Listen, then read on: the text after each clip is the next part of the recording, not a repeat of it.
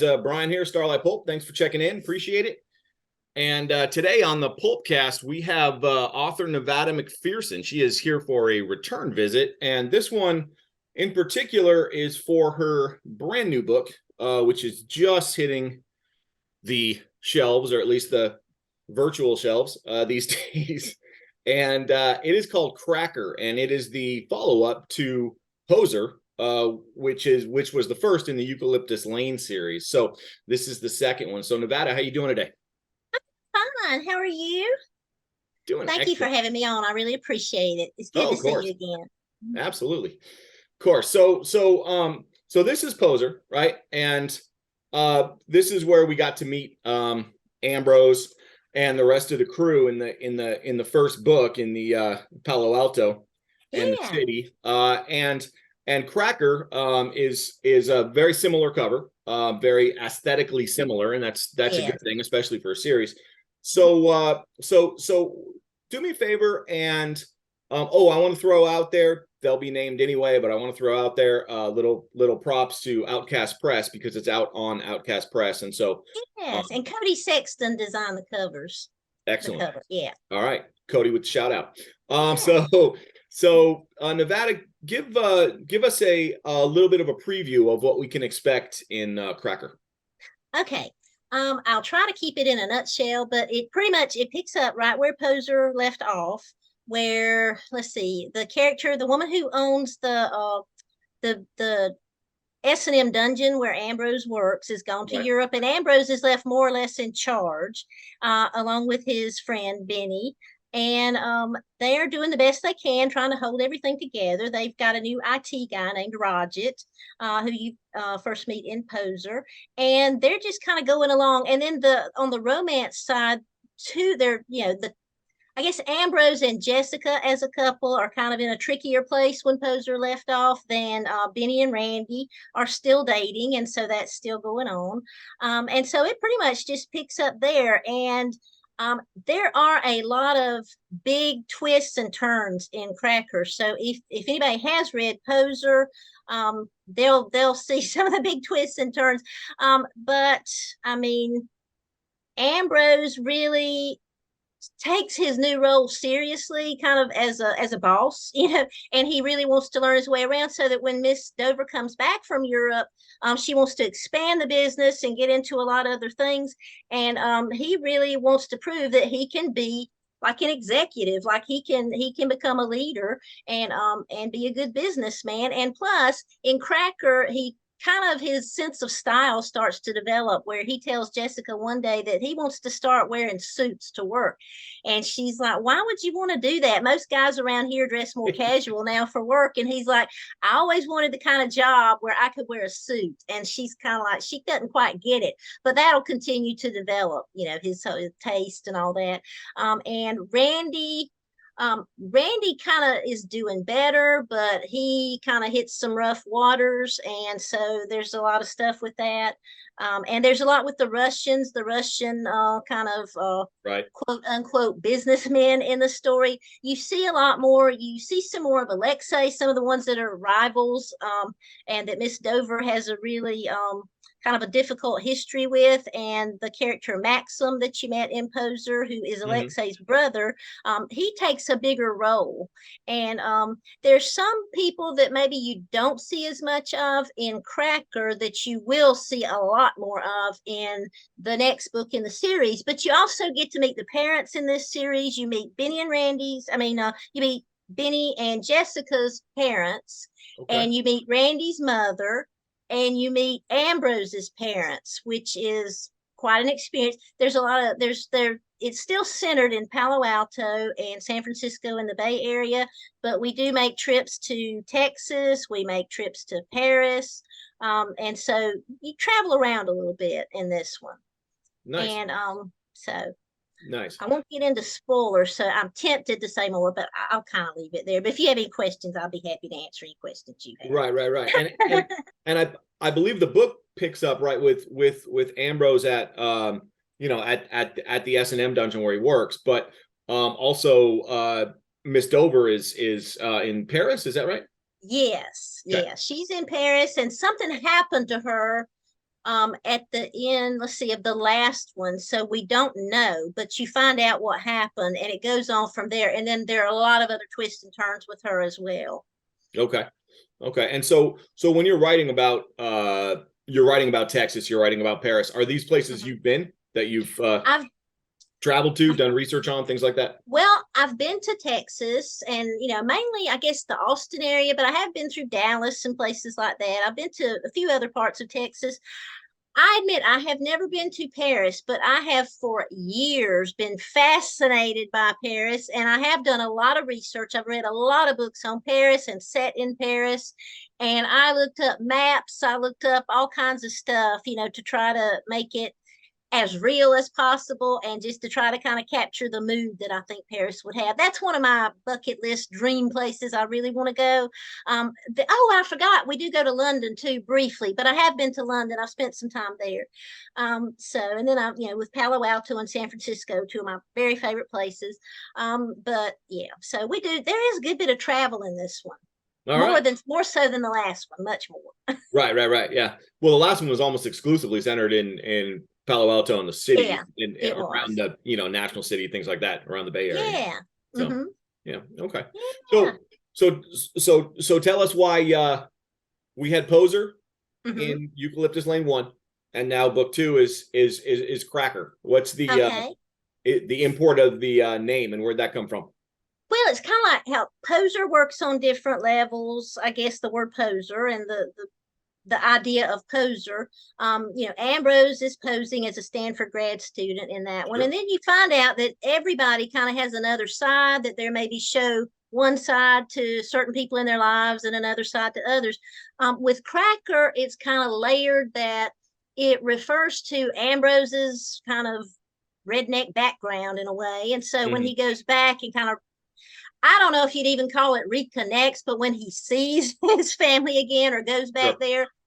there, there's that reference, and then there's also reference to firecrackers at different times, with something that happens with Alexei, and then Ambrose. When I think it's one of the first scenes where you see him at the dungeon in Poser, he's got a whip, like he's cracking a whip, and there's a scene like that where he's waiting for something big to happen and he doesn't exactly know what's going to happen, but he's at the dungeon and he just decides to go in one of the suites, where they do their thing, and gets a whip, and it's like just kind of that kind of gets him in, gets him over his nervousness. But there's that.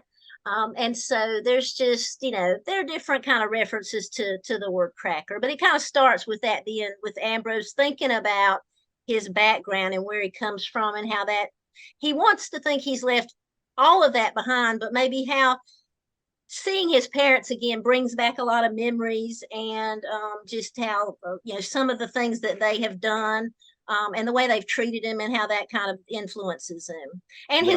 his brother Butch, who's incarcerated too. He reconnects with him, and we'll be Yeah, seeing more of I him remember too. you mentioning we were gonna Yeah, connect with yeah, him a little bit. So, yes, and I really like him. I'm looking forward to spending some more time with him in the next book too.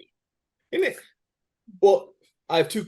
Okay, then two questions based off that. Number one, um, you since you have started a series now, right? Mm-hmm. The Eucalyptus Lane series, and you had Poser and you have Cracker. Do you feel any pressure to continue to have 1 word, 2 syllable titles?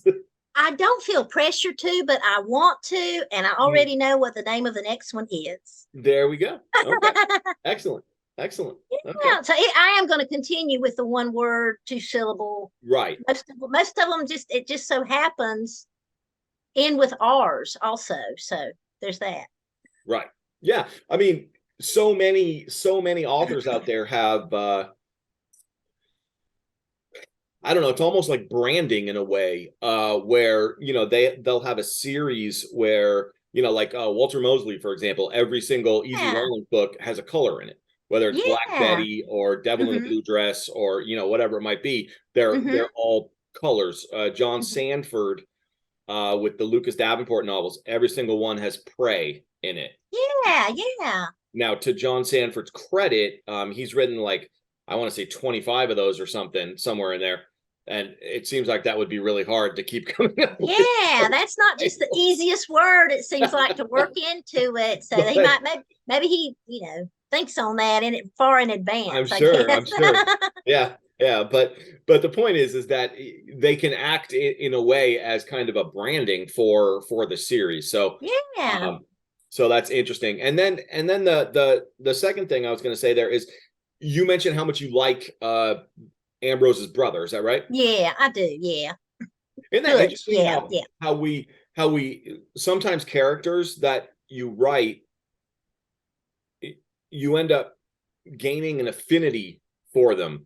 Uh, Yes. that that I touched on this actually when Quay Quarte was on the show. We touched on this about how every once in a while it's really hard to kill off a character. Like Oh, yeah. you have to do it for the story, but even you as the writer, you kind of sit there and have a moment of silence when you're headed Yes. into it. So why don't you touch on that for a second, just in terms of connecting with your characters. Yeah, well, some of them are based on like people I've known, and it composites maybe of people I've known. Some of them are people, I think of it as some of the characters that I have are people that I haven't known, but that I would like to know. And Sure. that's true of many of them. It's hard to think like probably that's the case with many, if not most, of the characters in this series. Um, like I said, I started, when I wrote the screenplay for them, I came up with, the main characters, and then there were some of the side characters that I never really got to know that well. And now working on the novel adaptations, I've gotten to know them a lot better, and I'm glad they had that room to expand and grow. And I've gotten to know, so, but that's one of the things, and I think Butch was just I never knew that he would become a full-fledged character. Sure. But he has, and there are times, sometimes when I'm going through a difficult, whether it's a difficult moment or a difficult conversation or something you're dealing with just in life, sometimes this may sound crazy, but sometimes I imagine one of those characters over there sitting there looking at me and kind of smiling. Butch is one of the ones that I really picture sitting over there kind of laughing Uh-huh. at what's going on and trying to kind of make me feel better. I know that sounds crazy, but it's just, they become, like you spend a lot of time with them, especially with a novel series, and there are Right. things about them sometimes that I don't know, I think you get to know your characters so well in that situation. They help you to learn things about yourself. They help you to learn Sure. things about other people and just life in general. And they become like friends, Right. and people So yeah. No, they do. And one of the things I think that I find interesting personally is that I think a lot of people who aren't writers, Mm-hmm. let's say, they say casual readers, right? Right. Who will read some Patricia Cornwell and Stephen King and a couple books a year, maybe pick something up at the Mm-hmm. airport. Mm-hmm. They tend to think that, I mean, I've even heard this from some of my friends, who many of whom are not readers. They tend to think that the characters that we write about are like fully formed, like Mm-hmm. we know them. And a lot of times we don't, Mm-hmm. like you said, you get to know your character so much Yeah, more. it's a process of discovery. Yeah. Absolutely. And sometimes you Mm-hmm. put them in a position in a scene and you sit there and go, huh, what would blank do right here? Because you need to figure it out as well. And so it's an interesting process how you get to know your characters. It's Mm-hmm. it's not some fully formed thing, like you just know that this individual is, and you all of a sudden know what he or she would do in this situation and where they grew up and what a lot of that stuff Yeah. you come up with on the fly. It comes over time. And it's like, I don't know. I've learned a lot more about Ambrose as time has gone on. A lot more from like the early day when I first worked on the screenplay that I later based Poser on, and then even since the beginning of Poser, and just since he's really young anyway, as he matures, more things are getting revealed about him. And that's why I work from an outline, and I pretty much know basic, for the most part, I'm kind of working out the plot, what's going to happen. But one of them might do something, that's true to character, but maybe that I didn't expect. And so Mhm. then that might kind of spin things a little bit in a different Sure. direction, or a lot in a different direction. So Right. there's that too. It's not just like, okay, I know exactly what's going to happen. I think I do until something else happens, and Sure. then it kind of Sure. changes everything. So just Yeah. like, I guess, life. Exactly. Yeah. I was going to say, that the outline goes out the window at that point, right? Or Yeah. at least parts of it. Well, you just got to follow it. You just got to follow them. You Yeah. got to see what they do and work it all out. Yeah. So yeah, yeah, totally. I don't know. It's an interesting transition to watch your characters. Sometimes it feels like almost an out of body experience where you're sitting there and you're kind of translating what your characters are doing, but you didn't give it a whole lot of forethought, you know? Right. Yes. That's where they take over. That's where there's some energy somewhere. Yeah, that kind of takes over. And like my characters, the way my point of view, like I'll write a section in that character's point of view, kind of thing. So I get into that character for a while, and then, well, how is this other person going to react?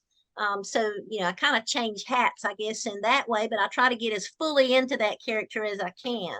Sure. And I give a lot of their, like, their interior thoughts, but some of it they might be still trying to figure out how they're feeling about certain things. And so it's a lot of food Absolutely. for thought. But Absolutely. that's why I walk a lot. I go on lots of walks and think about all these things. And I used to get in trouble for daydreaming a lot in school. But I think I was just making up stories a lot and thinking about all that kind of Right. stuff. I've always loved to do that. So it can be frustrating at times, but like Garrison Keillor says, always worth the effort, Yep. Yep. trying to figure those things out. There you go. Okay, so I'm sure you've seen the sticker out there or the sign or whatever, just that Mhm. that you see it from time to time, but it cracks me up because there something you said there's a reality in it too, which is, it'll have a picture of a typewriter or something and it'll say be careful or you'll end up in my novel. Oh, yeah. Yeah. And like you said, some of the characters that we write are not, I don't think, or for my case anyway, not Uh-huh. directly people in my life, but Yeah. certainly there are aspects of them. And Oh, yeah. and sometimes you don't want to tell them that because Yeah, well, that's true too in mine, where there's, and certain relationship dynamics that play out that are prickly and difficult and hard could mirror those kind of relationships in your own life, or those kind of friendships or whatever, right, or frenemy ships or something like that. right, So right, yeah, just experiences you've had. And that's another what Garrison Keillor says, like, well, there are no, probably other people too, but there are no bad experiences for a writer. Everything is material. But even difficult, conversations or just things that have happened find their way, into these things. And the characters just have to deal with it just like we do. exactly, yeah, yeah, whether they like it or not, yeah. Whether they like it or not. But I'd rather do it from the writer perspective than have to do it in real life. Exactly, exactly. At least in that case we have some control over it, right? Yes, we I have some mean, control. We can go back and edit and stuff like that. exactly, exactly. Okay, so talk to me real quick. This, and I touched on this before we started here, but this one is more for the writers out there Okay. who either haven't published a book yet or aren't with an agent or a press or anything like that. So you're with Outcast Press. Outcast Mm-hmm. Press says, Nevada, we want a second installment of the Eucalyptus Mm-hmm. Lane series. Mm-hmm. From that point on, talk to me about like the editing process, how the cover comes about, the communication Mm-hmm. process back and forth with Outcast, that kind of thing. Okay. Well, I mean, I didn't know, like, I wanted to, I wrote this story and I felt like it was noir, but then I started looking at, agents and, I mean, this goes back to Poser. I started looking at places to send it and they're all just, it's like, it's kind of a blend of genres in some ways. I think of it as noir or neo-noir, but Mhm. it does have some crime fiction, but it also has a lot of romance and Mhm. some of the categories that I look at, and just the way they would describe, what they wanted at different places where a person might send a book like this. I thought they might like this part of it, but they're not going to like that part of it, or they're not, Right. and so maybe Right. I don't mean to say no for them or anything, but I just thought this is going to be hard. I really believe in this story, but this is going to be hard placing it somewhere. Sure. But Outcast, but then I started to learn more about transgressive fiction, and I thought, maybe that's where it fits. And Outcast Press specializes in transgressive fiction, and I had liked a lot of their stuff. And on Twitter, I had been really interested on some of the stuff they were posting and some of the blogs and stuff that that they kind of introduced me to. And so then they reached out and just kind of wanted to know what I was up to, and then they wanted to see it, and Uh-huh. the editor Paige took a look at it, and she was willing to work with me on it. And they knew it was a series, and I didn't know Okay. how they'd feel about that, but they were really happy about it. And then working with an editor, that was the first time. Poser was the first time I've ever worked with an editor on Uh-huh. something, and I was a little trepidatious. I was like, Sure. "What's that going to be like?" Sure. Sure. And it turned out to be, it's been wonderful. And the process has been wonderful, and I just do the best job I can on it and send it to her, and she sends me very constructive feedback. Right. And a lot of things that, just since you're in the thick of it, and it's so much when you're in a novel and a novel series, and there's lots of storylines and so much going on, things that or maybe that you just did that kind of got past you. It's so great to have somebody take a fresh look at it and kind of just, point you towards some things you might want to think about this, or would you consider, this to maybe, make this clearer to reader, and stuff like that. But it's Right. been a wonderful process working with her and Outcast. And for the cover, I didn't know what the cover would be like at first, but they started working with Cody Sexton from Thin Slice of Anxiety press, or Slices of Anxiety. And he was kind of, he was kind of, well, what are you thinking? And for a long time, I've been doing what I call these silhouette portraits of my characters, because I don't want to do an actual picture of what I think the character would look like, because people have in their minds, in their imagination, what Oh, the character absolutely. would Yeah. look like. So Yeah. I don't want to step on that in any way, but it's just, to kind of like, for a visual representation, just the outline of a character, like what they might look like as an outline, as a silhouette. And so I told Cody about that, and he took a look at some of those, and I said, I would like to have it, maybe reference this a little bit. I love bright colors. I just picture it having bright colors. And he took it from there and designed the cover, both covers. And they do, like, the cover for Cracker is very, very similar. And they have those bright day glow colors. Yep.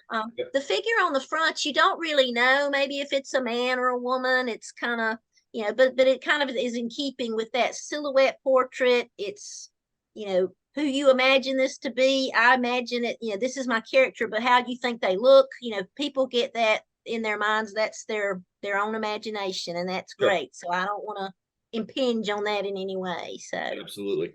mhm. Absolutely. So something you mentioned there that I want to touch on, just because just for listeners and watchers out there who aren't necessarily in the writing world, right? Mhm. When you say transgressive fiction, Mhm. what does that mean? Like, provide a definition for somebody Okay. that, Yeah, because I wasn't that sure at first, but then when I found out what it was, it made a lot of sense, and I didn't realize I had been reading that for a long time, and I didn't even realize it. But transgressive fiction is usually, it features characters who deal with things in kind of, in either illicit, illegal, unusual ways.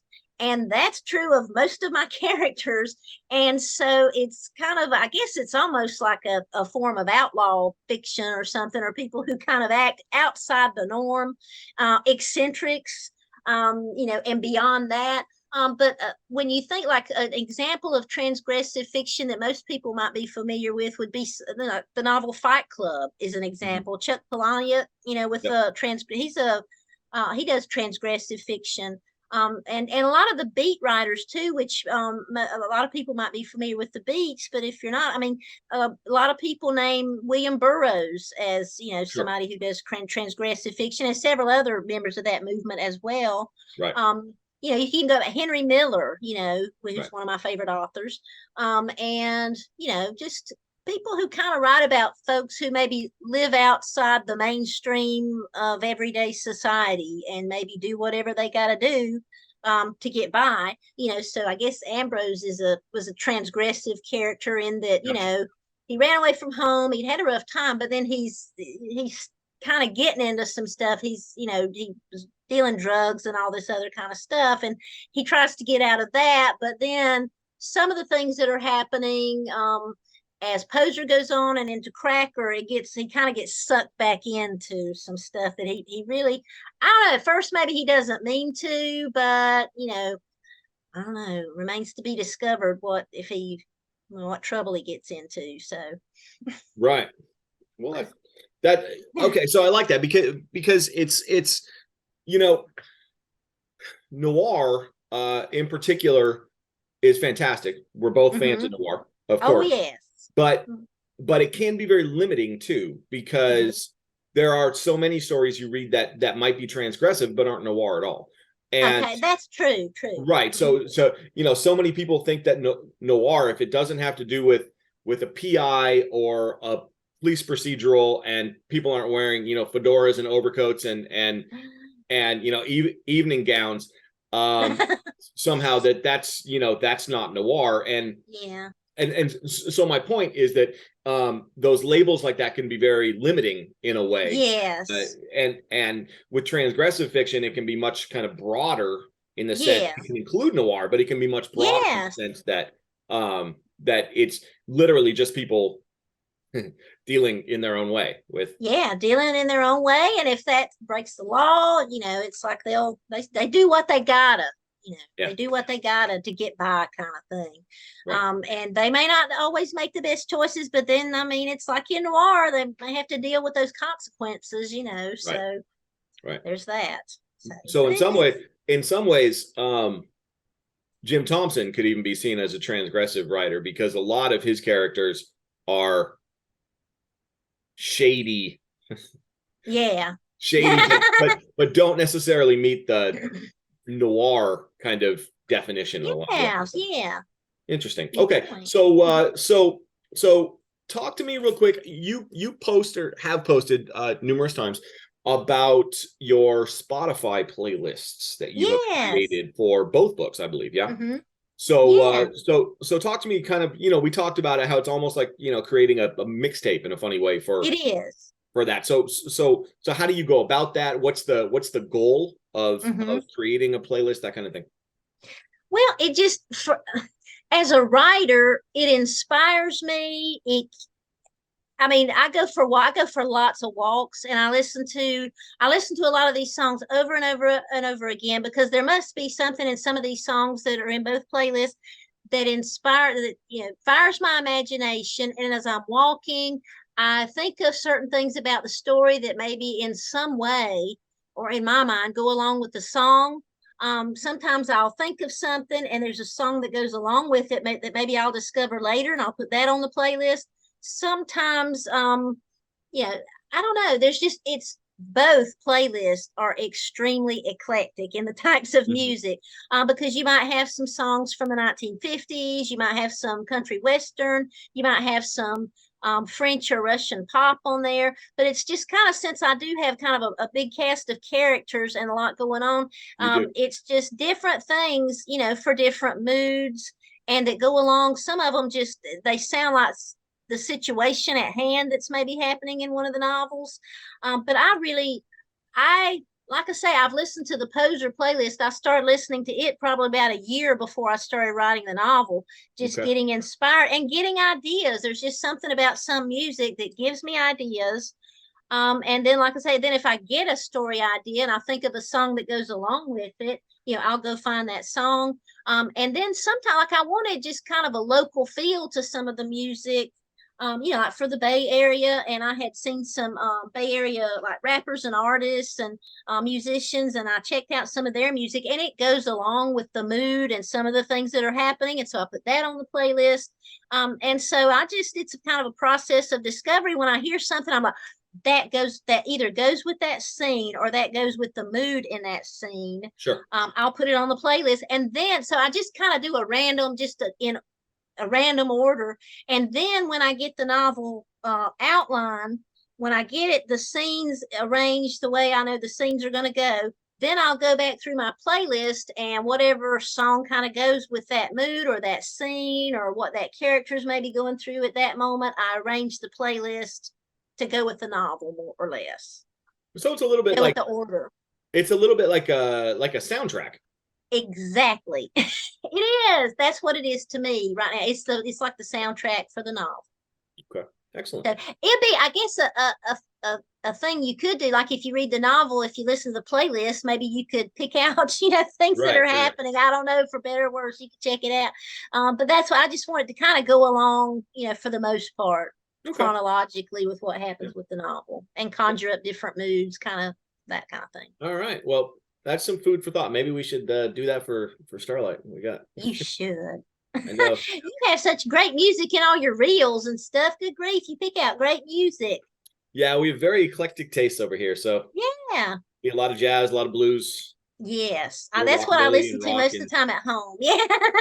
yep. I keep it on the jazz channel a lot and play a lot of jazz here at my house. I can write when there's jazz music, going on. I can't write to music with lyrics at the Mhm. moment. I love to listen to music with lyrics, but when I'm writing, I love to listen to just some kind of chill jazz. Absolutely. Yeah. Yeah. No, I'm the same way. I write to jazz a lot actually, but and even classical sometimes, but Oh not. yeah, yeah. I can't do if lyrics are there. It takes me out of where I am. Not and that's generally speaking, that's not a bad thing. But when I'm writing, it is. So Yeah, when you're writing, you know, it just makes it uphill. It makes it a lot harder. Then I go yeah, off on that trajectory with those words, yeah. and I have to keep coming back. But jazz, and yeah, I like to listen to light classical kind of when I'm, Mhm. writing, and then the jazz. Okay.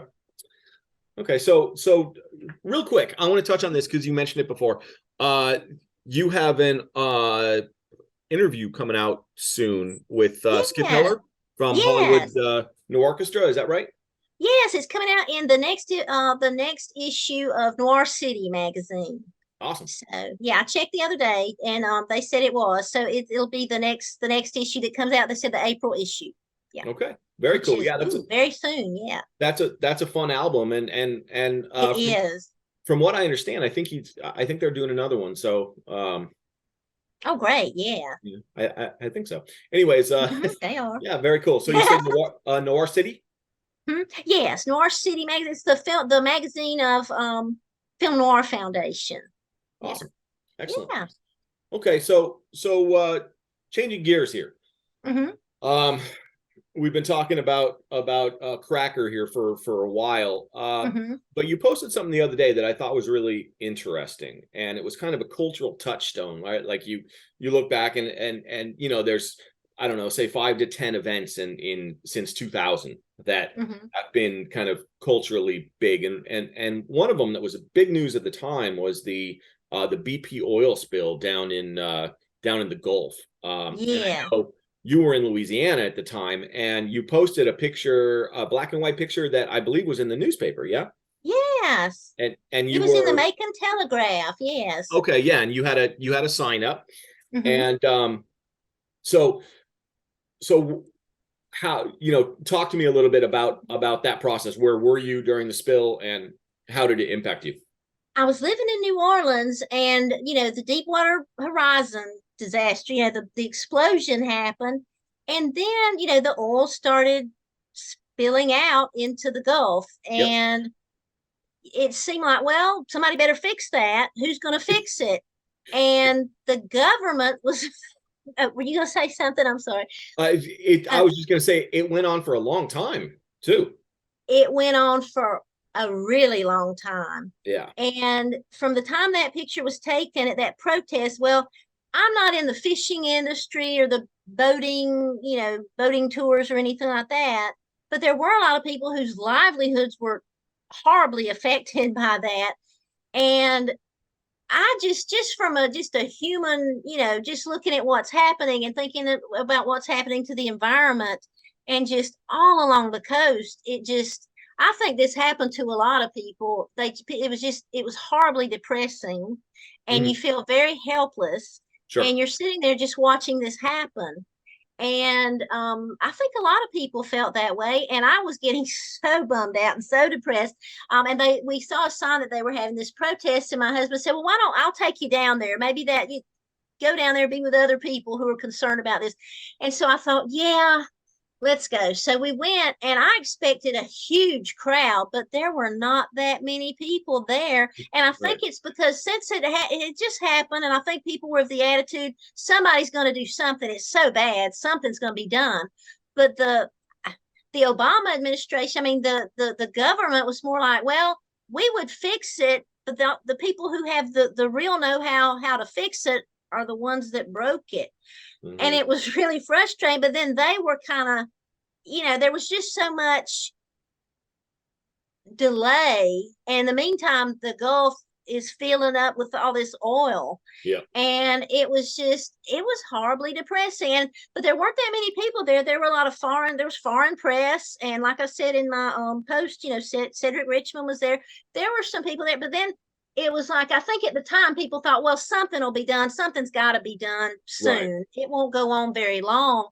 It went on for 6 months, Yeah. and it was just unreal. But I mean, I don't even know. It's hard to put into words how people really felt about it. And I read letters to the editor from people, and a lot of people, it was after, 5 years after Katrina, and a lot of Mhm. people were saying, as rough as it was during Hurricane Katrina, this is worse because after Hurricane Katrina, you feel after a hurricane or disaster of that type, you feel like, well, then we can go and clean up and start over and rebuild. But Right. with the kind of disaster of the BP spill, it's like it's not that kind of thing. You can't just go in and fix it Right. and and start over. It's going to have long lasting consequences for all kinds of for people and for just the ocean life, the seafood, all these things, and all these industries connected with it, and people whose lives and livelihoods, and just if you care about the environment and things like that. So it was, I mean, it took forever for them to fix it and get a handle on it. And even after that, there's all the still fallout from it, just from the residue. And then there was the dispersant, which was used, and then you can't tell exactly how much was spilled because we used dispersant, so there's all those kind of things tied in with Right. it. Yeah. Still gets me just really upset to Right. think Right. about. It's just a kind of that helplessness, I think, is what got people depressed. Is like, what can be done? Let's do something. This is horrible. And then it's like, well, what can just a regular citizen do? Then you're depending Right. on industry, and the industry, how urgent do they see it, and things like that. So it Right. was frustrating. It's not even a Sure. strong enough word for it. It was Sure. awful. And But then you I had come across that picture, was in some stuff I think out at my storage unit, and I uh, found it, and I didn't even know about it, and my cousin sent that picture to my to my mom, and I've got it just right here. I'll just read it. But it's just a piece of newspaper, yeah, be out there, there you and are. yeah. So, but then they started having more protests in the weeks and months after that. They started having much, much, much bigger gatherings when people started to realize, when is somebody going to do something about this? Right. So yeah. Right. Yeah. Yeah. That was one of those blame game things where, like you said, the people that are responsible for it are the people that can clean it up or that know how to clean it up, but then they don't even want to accept the fact that they're responsible for it. So, Exactly. so Exactly. they don't have an impetus to do anything about it because Yes. that's accepting blame all of a sudden, So Yes. yeah, what Yes. a mess. What a mess. It was a mess. Yeah. So Um, yeah. okay, so changing gears here, the So I do want to report that just told Nevada this a few minutes ago that we're putting together Starlite Pulp Review #2 as we speak.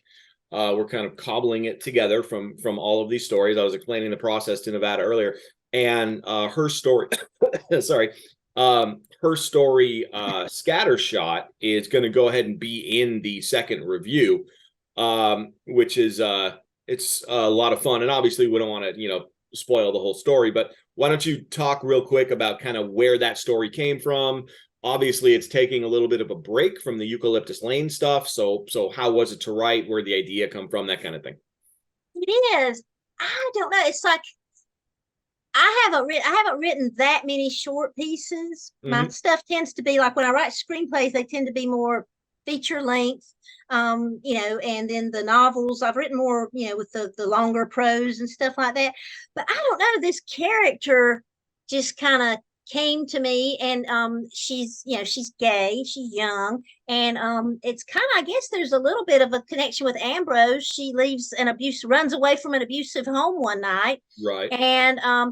And she just is just on the road, and she doesn't really, I think she's more heading for the West Coast. But she meets this other young woman. I won't go all into how they meet and everything, but I've never really written.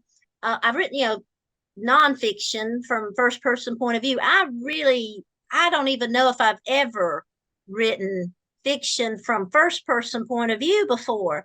But with this one I did, and I've had which a lot of transgressive fiction is actually written from a first person point of view. They say that's what I've read and heard, but I've never done that before. But this one, it's like with some of my other characters, I just tried to get into her mind as much as possible. And she's very gutsy, and she's not afraid of very much. It doesn't mean even if she were, she wouldn't show it. And Right. So her name is Scattershot. That's her nickname, I guess, but that's what she goes by. But it was kind of an adventure to go off, to go on this journey with her, and her later girlfriend and everything.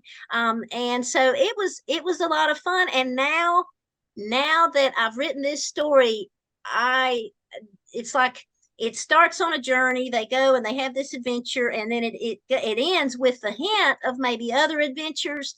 And my husband had read it, and he said, you should do some more stories with these same characters and their adventures and what happens to them. And I thought, that might be something I will pursue, because I'm really, now it's like, now I want to see what happens to them. And maybe by just, writing some sketches and even some flash fiction here and there based on these characters, I can do that. It's set in the 70s, so there's some 70s references and stuff like that. So, but yeah, and I like to do you work like a lot of your stuff's in the 1950s, which I'm fascinated by that time period. But I'm interested in I like to do research and kind of look into other time periods and stuff. So I might keep on with that and kind of see what happens as they go on. So Sure.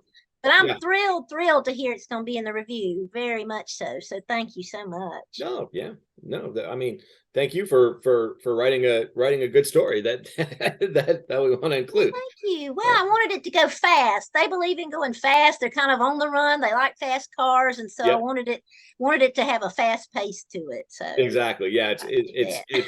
It's kind of a thrill ride. Yeah, that's what I wanted it to be. Good, okay. Yeah. It was for me too, because I just jumped on with these characters to see where they would go, and that's where they took me. So and that's it. Excellent. Excellent. All right. Well, we'll close it out here, Nevada. Go ahead and stick around for a minute. But first off, those of you watching this, make sure that you go out and check out Cracker, which is the new book from Nevada McPherson, also from Outcast Press. And it's the second in the Eucalyptus Lane series.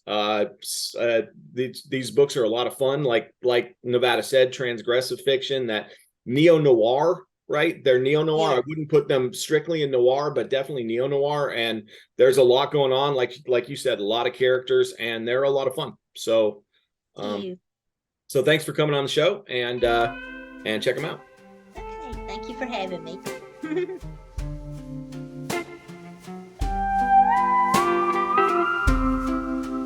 in this topsy-turvy